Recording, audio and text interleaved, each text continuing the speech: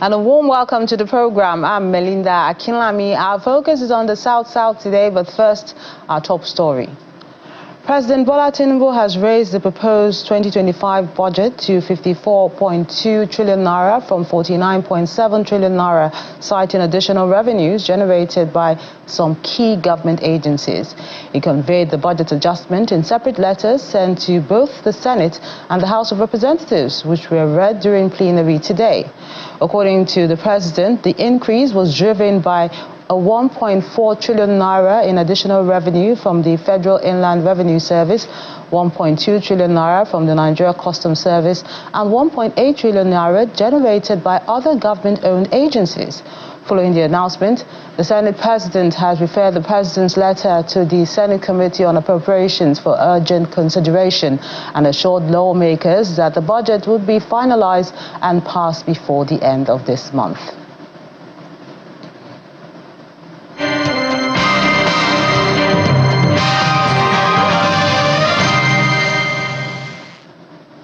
Shell has recorded an oil spillage in Ogale community in Eleme local government area of Rivers State after a saver pit overflowed during flushing operations.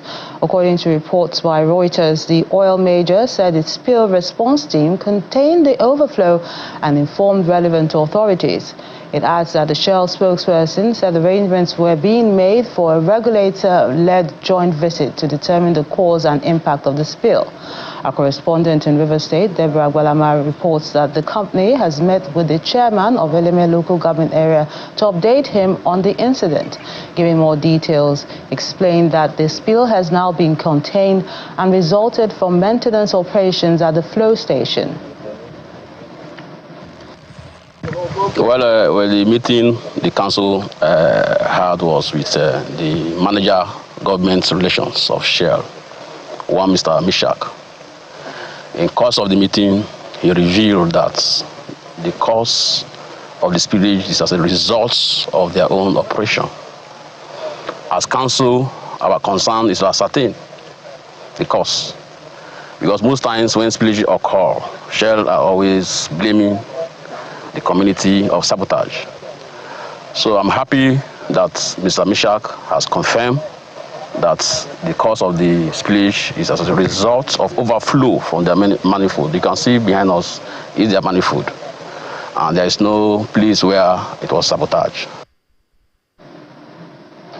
The youth of Ogoni land have expressed gratitude to the president for signing a bill establishing the University of Environment and Technology in their area. They say the landmark decision is a significant step towards addressing long-standing environmental challenges in the area. Speaking on behalf of the group, the President General of the Ogoni Youth Federation hailed the move, describing it as a major victory for the people. After more than 3 decades of advocating for social, economic and environmental justice, the people of Ogoni in Rivers State appear to be witnessing a renewed sense of hope. After a meeting between Ogoni stakeholders and political leaders in Rivers State on the planned resumption of oil production, President Bola Tinubu on Monday signed into law a bill establishing the University of Environment and Technology in the region. The announcement has been met with applause, particularly from the Ogoni youths, who see it as a positive step towards listening to the long-standing agitation of the people.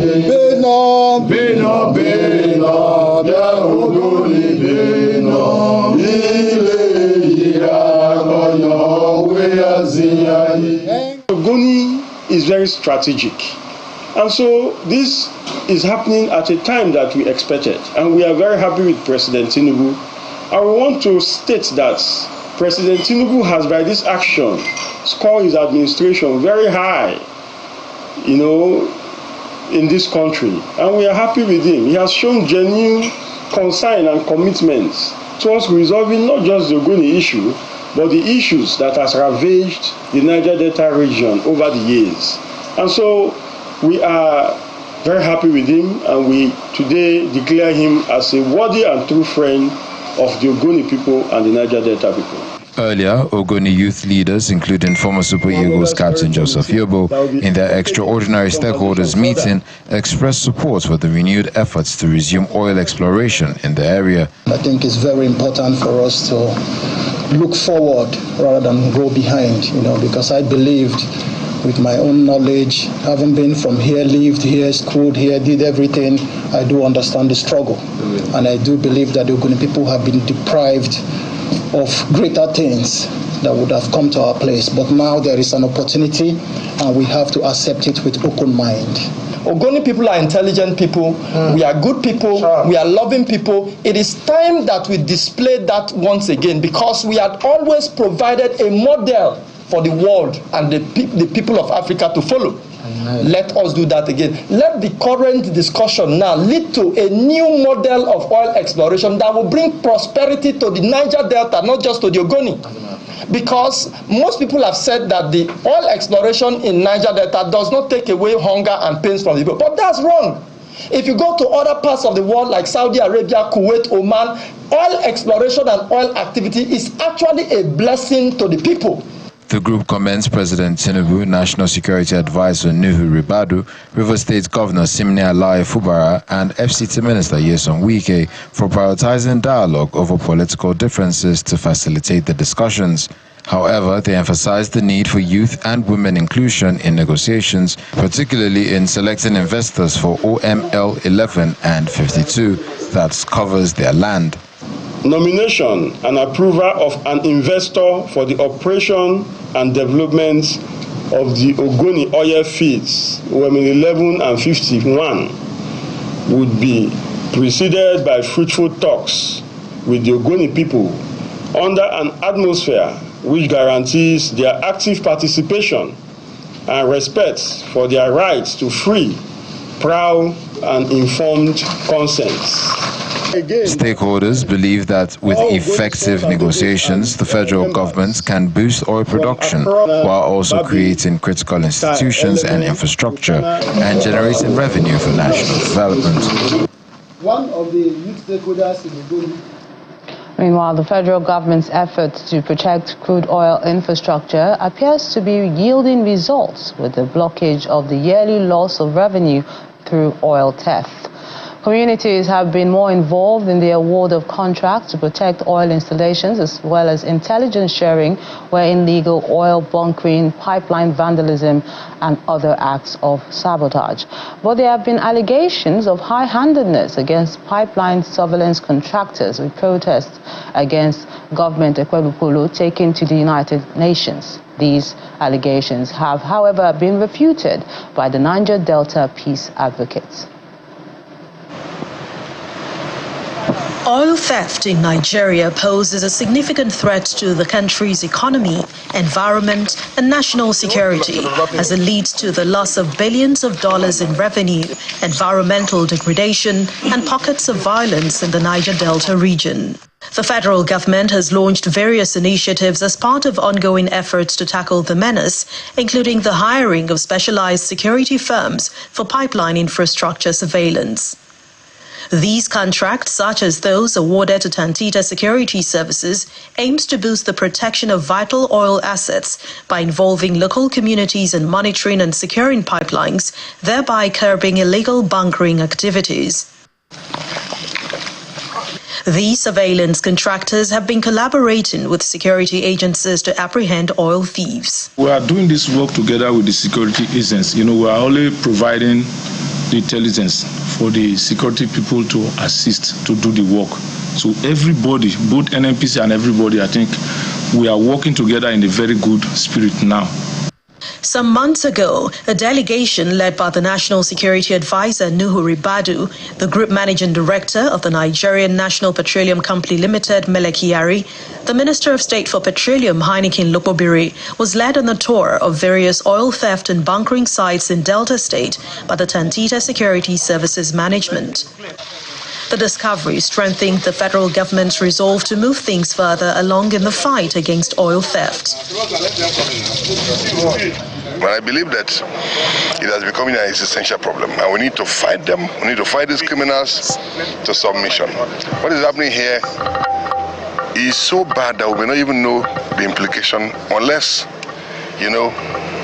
maybe when people start dying in their numbers, that's when people will know that, look, a few persons who are profiting from this crime are here to wipe all of us out. These efforts have also gained international and global attention with the surfacing of this amateur video where an individual led a protest at the United Nations headquarters making allegations against Mpolo and his Tantita firm. Okay, the United Nations must hear us.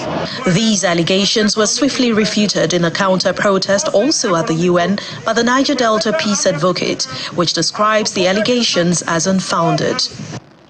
The responsibility and the task that is given to High government of Mpolo by the federal government to curb oil theft, of course, it's a very complex and complicated responsibility.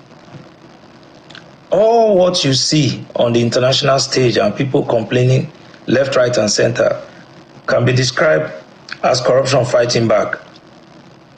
From those involved in illegal refinery to those, carrying out bunkering in the deep sea, you think they are going to be happy that, a man with a proven capacity has come to restore sanity? They will not be happy. For now, the focus remains on ensuring that these efforts will end the incidents of oil theft, boost the nation's income, and continue to build on the hard-won peace and development in the Niger Delta region. Let's move to Cross River State now, where Governor Basio too has restated his commitment to protect what is left of the state's mangrove. It also continues to protect the coastlines, support biodiversity, and mitigate climate change along its numerous ecosystem services. While playing host to officials from the National Council on Climate Change in Calabar, the state capital, the governor explained that the state is working on reforestation programs that will tackle the issue of climate change as well as ensure sustainability of its forests. The governor called for collaboration from organizations, both public and private, and received accolades for his contribution in protecting and preserving the mangrove. For giving us the opportunity to permit me to say that our focal point has been probably a green economy. We've looked to exploit our environment ethically to actually create wealth and prosperity. And carbon sequestration, particularly by the mangroves, has been part of it. That's why our forests, we've lost part of a forest, which we are trying some reforestation programs and everything. So to have a cluster, because this is a whole cluster, as far as I'm concerned, both here and here, we have everybody that's involved in climate change activities, both in Nigeria and in Cross River State. I think that is the way to go. We've done a lot here in terms of making sure that we have a proper direction. Let me thank Dr. Nkiru for those commendations. We've worked very hard right from COP27 and moving into the future. We have a clear direction and purpose. We are ready to give you all the support. We will work with you to achieve our set targets. I want to congratulate Cross River for taking the bull by the horn. We are the first state to domesticate the Climate Change Act 2007. We have led the pace and others are following. The beauty about the climate change law is that you're setting the legal framework for addressing climate change issues effectively and impactfully. We know that Nigeria is highly vulnerable to the impact of climate change. For us, it's more of addressing our adaptive capacity and also mitigation, but more of adaptation.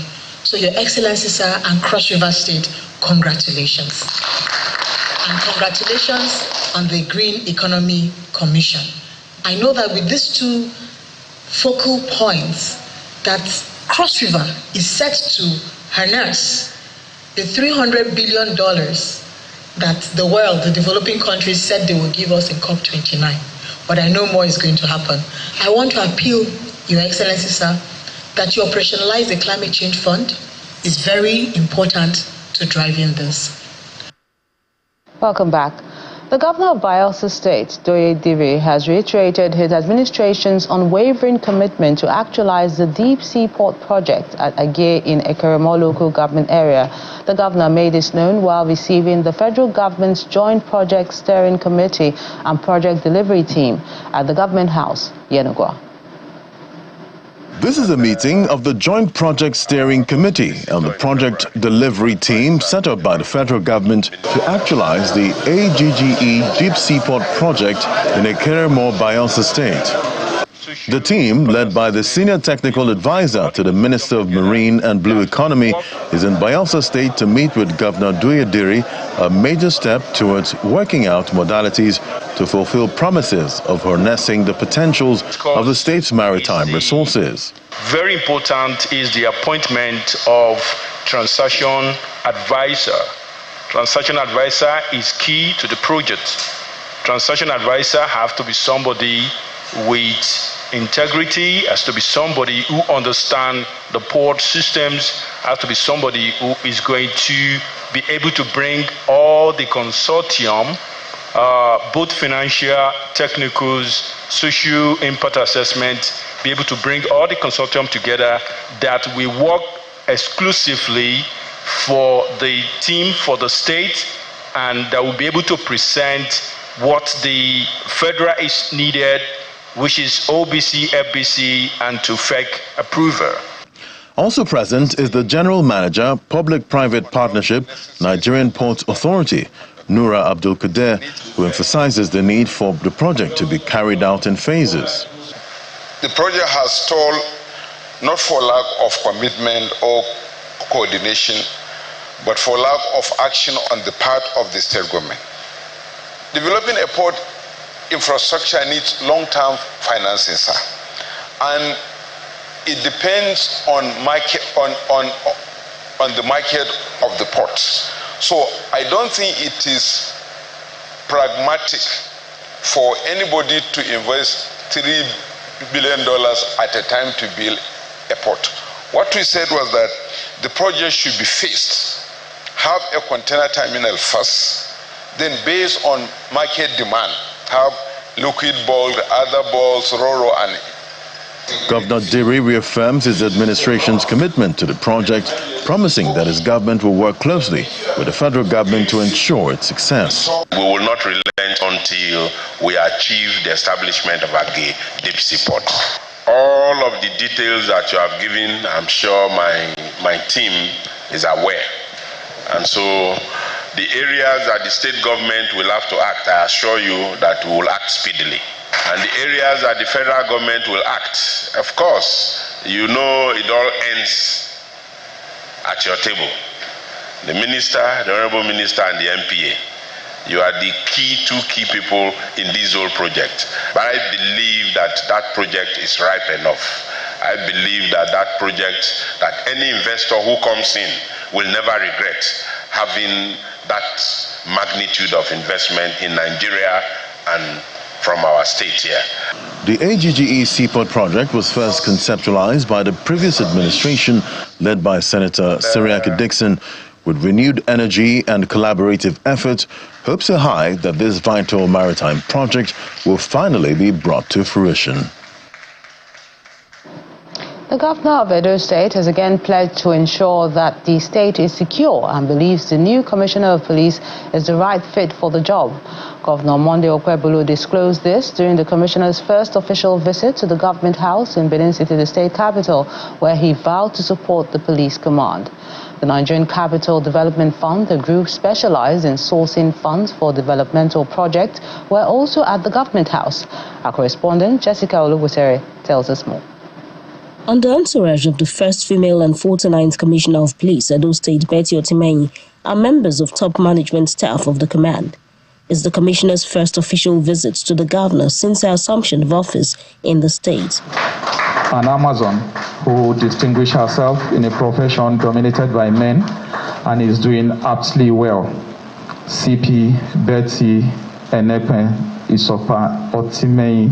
The commissioner, who has during her rise through the ranks, served in various capacities in the state, among other deployments, assured Governor Monday Okwebulu that their familiarity with the environment would help in the command's fight against crime. Most of the crime that are prevalent here will go all out to see how we'll solve it. And I appreciate the governor's stance on your responsiveness to security challenges. The way you have taken off with us, I want to appreciate it. Because just for a kidnap in a local government, in an environment in a local government, yesterday alone you presented us with losses to combat it, and also financially.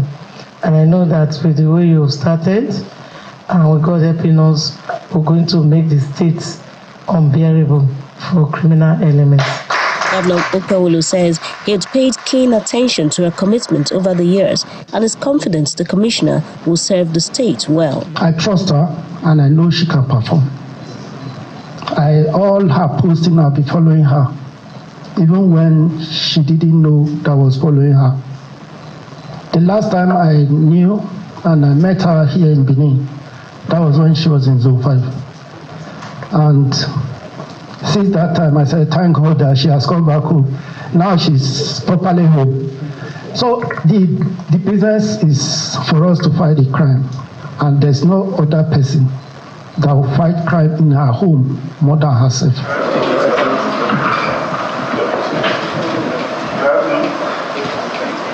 Also on a visit to the Edo State Government House were members of the Nigeria Capital Development Fund on a mission to partner the state government in its plans to develop the state in areas including the support of startups.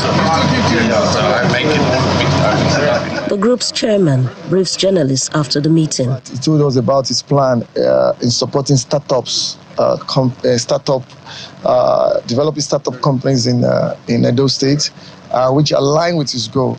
So he assures of maximum cooperation immediately, and whatever we need, the state government will provide for the execution of the project.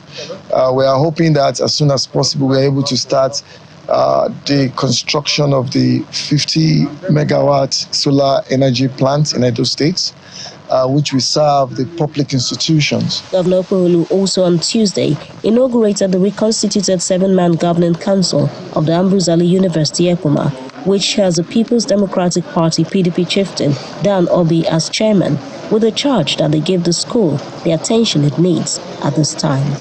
Jessica Olutere, Channels Television News.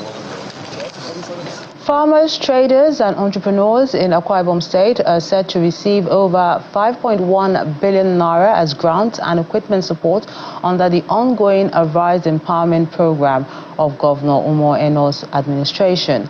The Chief Press Secretary to the Governor, Mr. Ekerete Udo, who made this known during a media briefing at the Government House, Uyo, highlighted the Governor's strides in advancing Akwa Ibom's economic development and promotion of the Arise agenda.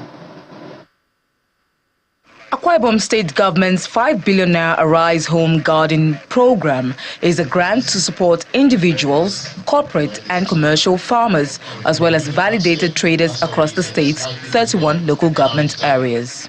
The BVN is not a big thing for us, it's mainly the NIM, we use, and also your VIN and your bank statement. The two groups will receive 2 billion naira each, while operators of micro, small and medium-scale enterprises will receive support in terms of equipment to the tune of 800 million naira and a special grant of 310 million naira to be won by 2 farmers in each of the 31 local government areas of the state. As His Excellency the Governor has been saying, we will commence the town hall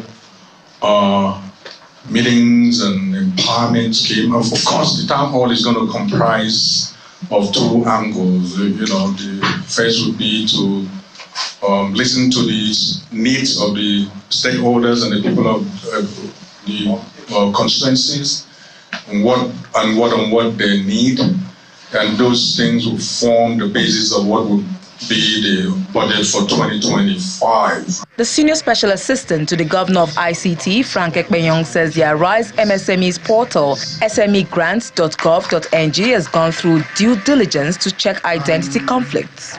Presently, the portal is receiving new applications. Although I got slightly worried. The term close is not really the word to use, because what we did, remember we're paying 15,000 persons, okay? We didn't want to manage this unartificial interest. People, because they paid 50,000, they start to flood in there to apply. So we had to pause. The word is pause registration. So if you were registered before this money was paid, you could still log in, you could apply for jobs, you could do whatever you like on there. But we were not able to accept new registration. So it wasn't closed, it was still running, but we could not have accepted new registration. The Arise Entrepreneurial Support Scheme is seen as a deliberate approach to empower real entrepreneurs who will receive guidance from the Ibom Leadership and Entrepreneurial Center on business expansion opportunities.